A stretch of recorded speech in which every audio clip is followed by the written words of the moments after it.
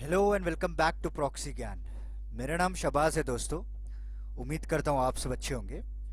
तो आज हम एक इम्पॉर्टेंट टॉपिक डिस्कस करने वाले हैं related to biodiversity and environment. जी हाँ दोस्तों, जैसे कि आप स्क्रीन पे देख पा रहे हैं, रिसेंटली एक मिरिस्टिका स्वैम्प ट्री फ्रॉग को पाया गया है in the forest of Kerala. तो हम डिस्कस करेंगे कि मिरिस्टिका स्वैम्प ट्री फ्रॉग क्या होता है, राइट, और उसके क्या क्या स्पीसीज हैं और इसका साइंटिफिक नेम क्या होता है, क्योंकि आपको डायरेक्टली एग्जाम में क्वेश्चंस पूछने के कई सारे चांसेस हैं related to his scientific name और कौन सी जगह पे ये पाया जाता है और इसके ब्रीडिंग सीजन्स कौन से हैं। इन सारे रिलेटेड क्वेश्चंस आपको पूछ सकते हैं। और मिरिस्टिका स्वैम्प्स क्या होते हैं और किस तरह से ये बायोडाइवर्सिटी को कंट्रीब्यूट कर रहे हैं, ये सारा कुछ हम डिस्कस करेंगे इस लेक्चर में। तो चलिए आज का लेक्चर हम शुरू करते हैं। शुरू करने से पहले एक छोटा सा रिमाइंडर मैं आपको देना चाहता हूं दोस्तों, कि अगर आपको इसी तरह इंटरेस्टिंग लेक्चर्स पढ़ना है या आप हमारे पेनड्राइव एंड एंड्रॉयड कोर्सेज को एक्सप्लोर करना चाहते हैं तो हमारा वेबसाइट है www.proxygyan.com। वहाँ पे जाइए, हमारे पेनड्राइव और एंड्रॉयड कोर्सेज को एक्सप्लोर कीजिए। आपको कई सारे एंट्रेंस लेवल एग्जाम क्लियर करने में मदद मिलेगी, जो कि कई सारे आपको बेसिक्स कॉन्सेप्ट्स क्लियर हो जाएंगे। हमारे एजुकेटर्स बड़ी अच्छी तरीके से आपको पढ़ा रखा है वहाँ पे। तो जल्दी से जाइए, आज ही चेकआउट कीजिए और अपने रिक्वायरमेंट के हिसाब से आप कोर्सेज को परचेस कर सकते हैं। तो चलिए दोस्तों, आज का लेक्चर हम शुरू करते हैं। तो जैसे मैंने आपको बताया, recently Myristica swamp tree frog एक रेयर अर्बोरियल स्पीसीज है। Arboreal species in the sense basically they live on trees.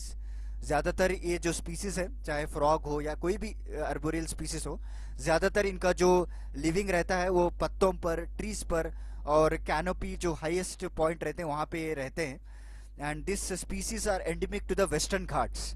और पहली बार ये केरला के त्रिशूर डिस्ट्रिक्ट में पाया गया है इस तरह के फ्रॉग को, right. And it is very important question for examination point of view, क्योंकि इनका साइंटिफिक नेम भी जानना बहुत ज़रूरी हो गया है। इसका साइंटिफिक नेम जो है मेर्कुरियाना मिरिस्टिका पैलेस्ट्रीज, राइट। आप बस इतना याद कर लीजिए, मेर्कुरियाना। अगर आपको ऑप्शंस में ऐसे ऑप्शंस मिल जाए तो आप you can easily point it out, right. तो जस्ट आप कोई भी एक छोटा फॉर्म बनाकर इसको याद कर सकते हैं। तो पहली बात इसको स्पॉटेड किया गया था 2013 में, राइट। तो पहली बात तो ये हो गई कि 2013 में इसको स्पॉट किया गया था in the Myristica swamps of Arippa near Kulathupuzha reserve forest in western foothills of Kollam district, right. So this is the first year where this type of frog is spotted, and basically they are endemic to the western ghats and they are active only in a few weeks. जब ये breeding season के लिए नीचे आते हैं तब ये active रहते हैं। Otherwise rest of the year they will be living on the canopies, highest canopies में रहते हैं। सो ब्रीडिंग सीजन की अगर बात करें हम, तो this frogs are eligible for the reason कि एक मैं जैसे मैंने आपको बता दिया कि एक अर्बोरियल स्पीसीज है which has active only for few weeks. So क्या होता है, during this breeding season the female frogs, जो भी फीमेल फ्रॉग्स रहते हैं along with their male counter parts, they will come to the forest floor, they will descend, forest floor पे आते हैं ये लोग। And the female will dig the mud and lay the eggs, right. एक shallow burrows को बनाया जाता है through female frogs. They will dig it and lay their eggs, and then after breeding and egg laying they will again retreat back to highest canopies of the trees. So this is a basic breeding season की बात करें हम। So unlikely other frogs, इनका जो breeding season है ये आपको सिर्फ मई में रहता है और टिल जून तक ये ब्रीडिंग सीजन एक्टिव रहता है। उसके बाद rest of the year they will retreat back to the highest canopies, right. So this is the basic concepts of the breeding season, right. तो चलिए आगे बढ़ते हैं और इस मिरिस्टिका स्वैम्स के बारे में हम जान लेते हैं। तो एग्जाम पॉइंट ऑफ व्यू से बस आप इतना याद कर लीजिए कि ये जो ट्री फ्रॉग है इनका जो साइंटिफिक नाम क्या है और रिसेंटली कौन से डिस्ट्रिक्ट में इसको पाया गया था। ये भी आपको एसएससी या बैंकिंग में आपको पूछ सकते हैं कि recently this swamp Myristica tree frog जो पाया गया था कौन से डिस्ट्रिक्ट में, केरला के डिस्ट्रिक्ट में या कर्नाटक में या फिर तमिलनाडु में। Answer is Kerala. And scientific name क्या है, मेर्कुरियाना। आप इतना बस याद कर लीजिए, राइट। और इनका ब्रीडिंग सीजन आपको मई से शुरुआत होती है और जून तक खत्म हो जाता है। और जब भी ये ब्रीडिंग सीजन होता है ना, then the female frog will come down along with the male counter parts, okay. And जब ये पाए जाते हैं then they are visible, otherwise they will always at present at the highest canopies of forest. जब female frog dig करती है mud को, they will lay the eggs and they will again return back to the high canopies of the trees. And what is the breeding season, from May to June, ये भी important है। This is a breeding season. तो चलिए और कुछ biodiversity related topic को भी हम डिस्कस करते हैं। अभी मिनिस्टिका स्वैम्स के बारे में हमने डिस्कस किया है, तो उसके बारे में भी जानना ज़रूरी है कि वो क्या चीज़ है, राइट, और किस तरह से एनवायरनमेंट को कंट्रीब्यूट करते हैं। और हम एक केस स्टडी को भी स्टडी करेंगे इसमें, राइट। तो Myristica swamps are basically tropical fresh water swamp forest. एक स्वैम्प फॉरेस्ट है, जैसे कि आप देख पा रहे हैं यहाँ पे इमेज पे, जिनके ज़्यादातर रूट्स आपको पानी में मिलते हैं, right. So basically most of the roots are available in the water, so उनको एक स्वैम्प फॉरेस्ट कहा जाता है। And they are most primitive flowering plants on the earth. और ये फेयरली डेंस फॉरेस्ट एक क्लोज्ड कैनोपी फॉर्म करते हैं। And this are typically found in the valleys, जहाँ पे भी वैलीज रहते हैं, जहाँ पे भी पानी का स्टोरेज रहता है, वहाँ पे इस टाइप ऑफ फॉरेस्ट को हम देख सकते हैं। एंड दे आर, जैसे मैंने आपको बताया, most primitive and flowering plants on the earth, right, and mostly found in the valleys. And during monsoon rains इनका ग्रोथ ज़्यादा होता है, राइट। And this swamps are also consider as a living museum of ancient life. पहले ज़माने में अगर आप देखें तो इस तरह के फॉरेस्ट आपको कई जगहों में पाए जाते थे, but now so due to the agriculture, paddy cultivation, due to the infrastructure, deforestation, everything, so this has to be come into the under threatened section. So now many जो environmentalist है, they are taking steps to preserve this kind of Myristica swamp, right? Because ये क्या करते हैं, they will provide the better understanding about the influence of climate change, right, on the evolution of plants. किस तरह से climate change होता आ रहा है इन कई सारे डिकेड से, कई सारे सेंचुरीज से। सो हम इसके बेसिस पर रखकर हम प्रॉपर अंडरस्टैंडिंग ला सकते हैं। And hence they are also considered as a living museum of ancient life. ये भी आप अच्छे से याद कर लीजिए, शायद कोई भी एग्जामिनर इसके पर भी आपको क्वेश्चन बना दे। So the swamps, Myristica swamps are considered as a living museum of ancient life, right, and they play a very critical role in understanding the influence of climate change. तो चलिए आगे बढ़ते हैं और कुछ जानकारी ले लेते हैं। तो नीड प्रोटेक्शन की बात करें, हाँ दोस्तों, क्योंकि जैसे कि आप देख पा रहे हैं, due to the deforestation in area, this Myristica swamps area are shrinking. तो पहले तो कोंकण कोस्ट, जो गोवा और मुंबई महाराष्ट्र पे पाया जाता था, वहाँ पे ज़्यादातर पाए जाते थे, और कर्नाटका में भी है, कन्नड़ा डिस्ट्रिक्ट, उत्तर कन्नड़ा जो डिस्ट्रिक्ट है वहाँ पे भी इसको पाया जाता था। But now the area is fast shrinking and fragmented. उसके वजह से क्या हो रहा है, वहाँ का जो आसपास का जो इकोसिस्टम है वो भी खराब हो जाता है, राइट। सो रिसेंटली पाया गया है कि नॉर्थन वेस्टर्न घाट्स में जो पाया जा रहा है वहाँ भी इसको एरिया श्रिंक होना शुरू हो चुका है, right, because this swamp play important role in perennial stream, right. अगर जो भी फ्लड्स हैं तो इसको रोकने के लिए एक वेरी इंपॉर्टेंट रोल प्ले करते हैं। और इसमें बेसिकली आपको दो ऐसे स्पीसीज मिलेंगे जो अभी अंडर थ्रेटन है। एक तो आपको गाइनो कैनारिका है और दूसरा आपको मिरिस्टिका फैटुआ है। This are the two scientific name, right, Gyno canarica and Myristica फैटुआ।